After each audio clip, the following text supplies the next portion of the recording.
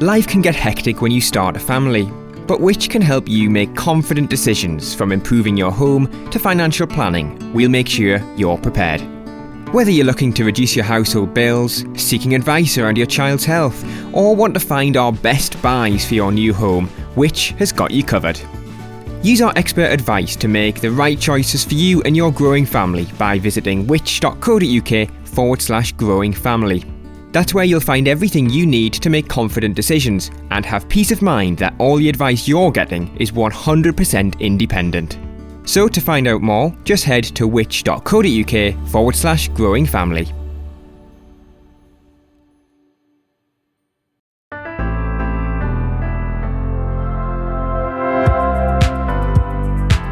Hello and welcome to the Which Short podcast. I'm James Rowe. This is the podcast that brings you the very best from Which, with a weekly taster of some of the brilliant journalism you can expect from your suite of magazines. This week we're heading outside to the garden, or maybe your allotment. In the September edition of the Which Gardening magazine, Charles Dowding collated his tips to get the best out of your tomatoes all year round. Here's his piece, adapted for the podcast, read by Romana Yassin.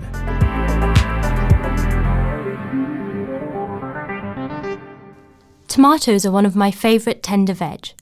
I love the wide range of varieties available, with fruits of different sizes, shapes and colours. However, in our British climate, summers are rarely hot enough to ensure reliable and quick ripening, especially outdoors. Tomatoes taste best when they ripen on the plant, although you can ripen green ones off the plant as long as they are already showing a hint of colour when picked, which is called the breaking stage.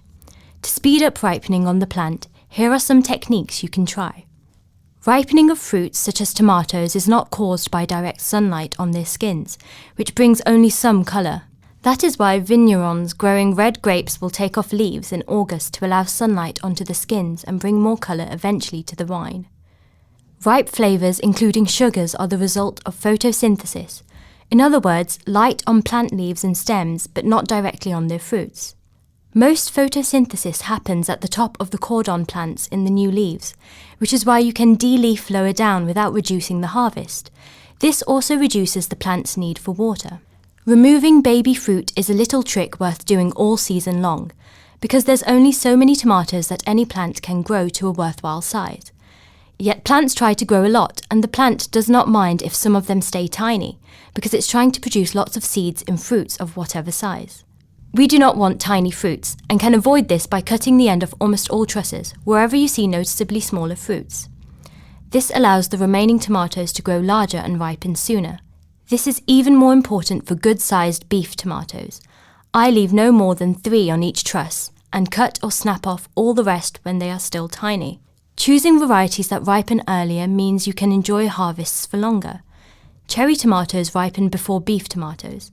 My first to harvest is always Sun Gold F1, known for its flavour. We enjoy new tomatoes from the polytunnel by the end of June. Beef tomatoes start to ripen 3 weeks after that, and Berner Rose is the first to ripen here. Reducing the amount of watering is a useful tool for the latter part of any season, starting around mid-August when you can reduce the amount of water you give the plants each time, and especially if it's not sunny. For plants that are growing in greenhouse borders, I stop watering altogether around the middle of September. This causes the plants to grow fewer new leaves, side shoots and trusses, allowing more of the available energy to go into the sugars and flavours for existing fruits. When you're taking the final pick of fruit in early October, there are 3 main degrees of ripeness. Those you can eat now, those with a little colour that are good to bring into the warmth of your house but out of the sunlight, and those that are bright green and will not ripen off the plant. These are good for cooking and making chutney. Harvesting all your tomatoes before the 10th of October is an efficient way to utilise space under cover, because you can then replant with vegetables for winter. Where each leaf meets the main stem, tomato plants keep producing new side shoots right until the end of a plant's life. If you don't remove them, there is quickly a jungle of green leaves and stems, with loads of fruit that are very slow ripening and at a higher risk of late blight. Keep removing side shoots until the end of the season. Then, in the second week of August, it's worth pinching out the main growing point of cordon tomato plants and all growing points of bush plants. This allows sufficient time before light and temperature diminish too much for existing trusses of tomatoes to grow and ripen. There's a saying that on the 10th of October, or even on the 1st up north, the devil spits on blackberries. This is because fading light levels don't allow enough photosynthesis for new sugars to sweeten fruits. Ramona Yassin was reading that piece, originally written by Charles Dowding and published in the September edition of the Witch Gardening magazine. To read it in full, then be sure to become a Witch Gardening member. I'll pop a link in the show notes for you to find out more. We'll be back next week for another episode of Witch Shorts, but don't forget about Witch Money Shorts. Every fortnight on the Witch Money podcast feed, we bring to life pieces from the Money magazine to give you some of the best advice to make the most of your hard-earned cash. That's alongside the usual weekly episodes of the Witch Money podcast. Just search Witch Money wherever you're listening.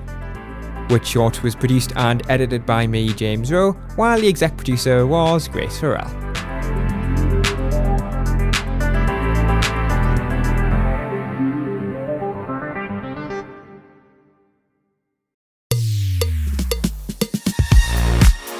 If you're enjoying this podcast from us here at Witch, then why not become a Witch member?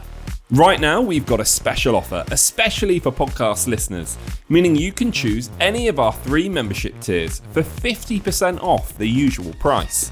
Starting at just £39.50 for a full year, you can get Witch Magazine delivered direct to your door. For the same price, you could also choose a digital Witch subscription, giving you access to all of our product reviews, the Witch app, and the digital edition of Witch Magazine. What's more, you'll also be able to use the Ask Witch service for personalised one-to-one buying advice.